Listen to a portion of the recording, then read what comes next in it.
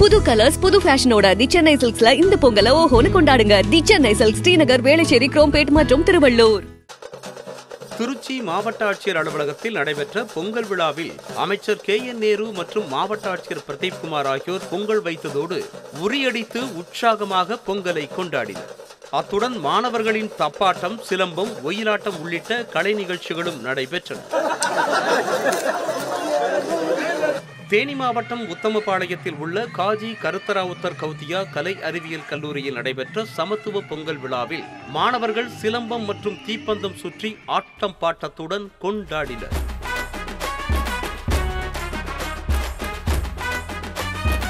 திருப்பூர் மாவட்டத்தில் குமரன் மகளிர் கல்லூரியில் நடைபெற்ற பொங்கல் விழாவில் 2000த்திற்கும் மேற்பட்ட மாணவிகள் இணைந்து பொங்கல் வைத்து ஆட்டம் பாட்டத்துடன் கொண்டாடினர்.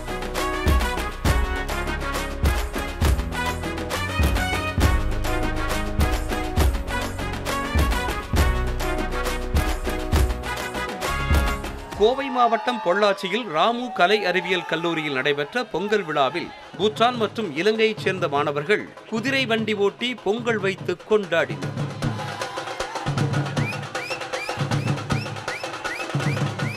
கும்பகோணம் இதயா மகளிர் கல்லூரிக்கு தப்பாட்டம், கரகாட்டம், சிலம்பாட்டம், மயிலாட்டத்துடன் முளைப்பாரி எடுத்து ஊர்வலமாக வந்த மாணவர்கள் சிறு தானியத்தால் பொங்கல் வைத்து கொண்டாடினர்.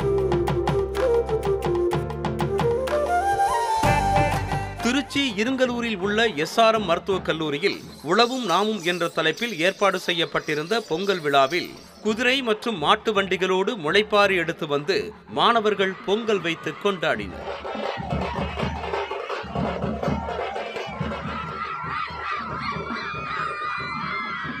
வேலூர் சாய்நாதபுரத்தில் உள்ள DKM மகளிர் கல்லூரியில் கும்மியாட்டம், கரகாட்டம், கோலாட்டத்துடன் திரைப்பட பாடல்களுக்கு நடனமாடி மாணவிகள் பொங்கல் விழாவை கொண்டாடினர்.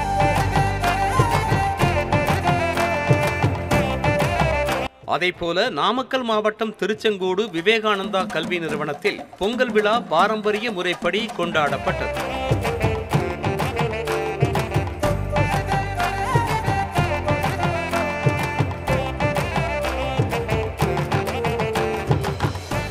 திருவண்ணாமலை மாவட்டம் ஆரணி வருவாய் கோட்டாட்சியர் அலுவலகத்தில் பல்வேறு போட்டிகள் நடத்தி சமத்துவ பொங்கல் விழா கொண்டாடப்பட்டது.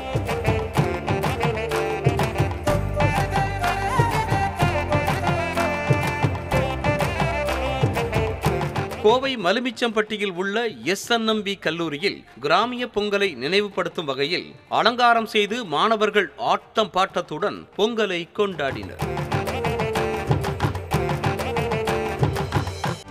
செய்திகளை உடனுக்குடனும் துல்லியமாகவும் தெரிந்து கொள்ள சப்ஸ்கிரைப் பண்ணுங்க.